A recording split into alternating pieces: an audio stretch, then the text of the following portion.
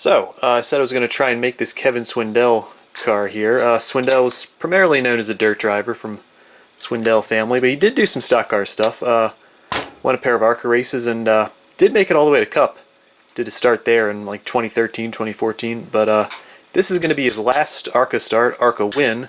I'm going to throw a picture up here.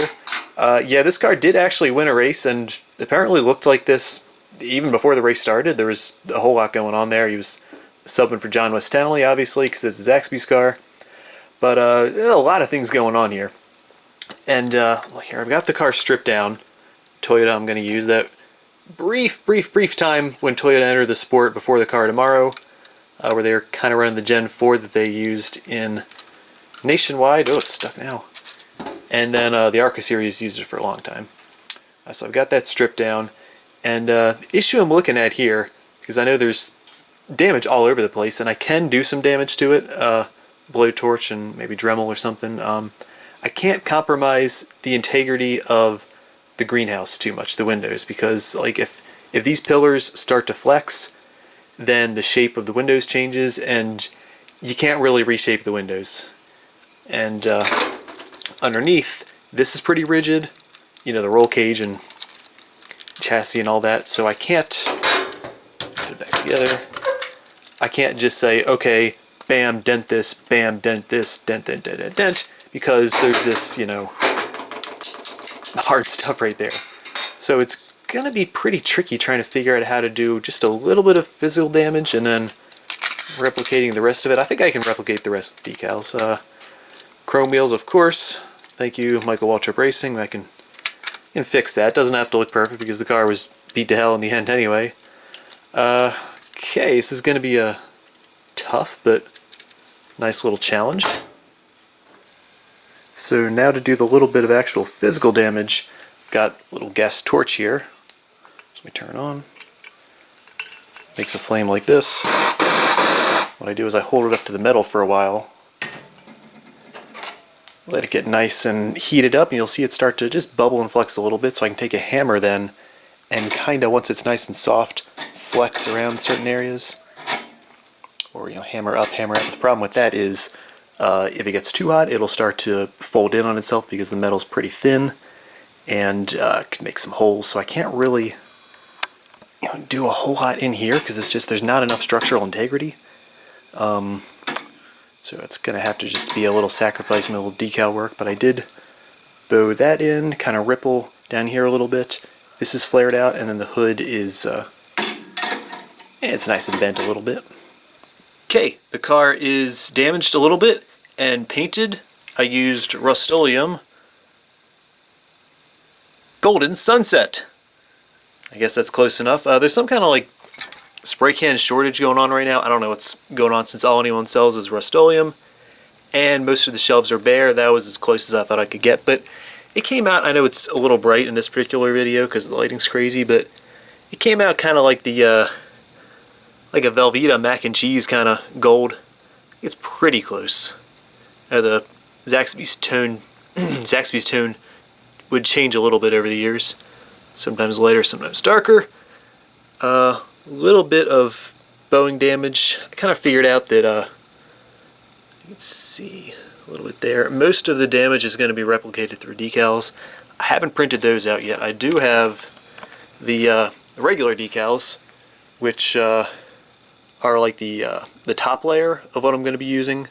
I've got to reprint these twice in white and layer up on here. So I'll put the white ink ones, you know, cover the whole thing in white ink, and then put the color ones over top of the white. It's kind of a workaround. It'll work out alright. I don't have the damaged things yet, like the, it looks like a tarp that's over this whole area, and there's tape and more tape and all kind of fun stuff I've still got to work on. So it's going to come together pretty quick once the decals start going on, and I'm going to get cracking on that. Quick update, decals going on. It's the white layer first, so it's going to be just like plain white all over, and then there's a little 15. 15 will get layered on top, and it'll look good. Alright, you got pretty much all of the decals done. Didn't bother doing the left front because this is all going to be covered up anyway. No real purpose there. Everything else is on there. Hood's going to be a little bowed up there. I get to do all the damage and cover up, which is mostly you know, all around this area. So what I've got, first of all, I've got a picture here that I'm going to have to hold up to make sure I know what I'm doing to work off of. So the whole left front, it kind of looks like a tarp. It's holding it together. So what I did was I got a picture of a tarp and changed the color to yellow, added in all the dirt and spatter and stuff. So that's going to be draped across there, then some more crap there, and maybe do a little manual dirt dotting around the sides, and then, because I've got the chassis and wheels here, plug it back together, except I still have to paint the wheels, which is a huge pain in the butt. Michael Watchup Racing, God, had to do the chrome. They're Goodyear right now too, so I'm going to have to take a paint pen and go over all of the Goodyear, which isn't too hard. Just take a minute. And then get the Hoosiers on, see how we do here. Well, things are looking good. I've got all of the decals on the car, and the damage, which I thought came out really good, as far as all like the dirt and all the tape, and the tape I guess residue there. But yeah, it came out good. I experimented with because I know there's a lot of like contour denting and stuff around here, with doing some like shading through decals, like, you know, darker and then kind of like lines through it. But it just looked too much like it was a mistake, or I'd taken like a Sharpie and just scribbled on it, so I wound up taking that off as a little concession. But I mean, you get the point of what I was going for anyway. Just got to put it all together, do the clear coat, and I did the tires, which are always a huge pain in the butt. I taped up all the rubber, because you can't paint on rubber, that's just going to leave, you know, stickiness. And then I've got, so yeah, tape all around the outside. I'd already done the paint pen over the rubber. I'll do it again. And then I had this little just kind of pinhole hole in a piece of cardboard here. Hold it up to it, and then hit the spray can, flip it over, do the same thing again. So I just got to Hoosier those bad boys up, and we'll be about done. Check it out. It's all done.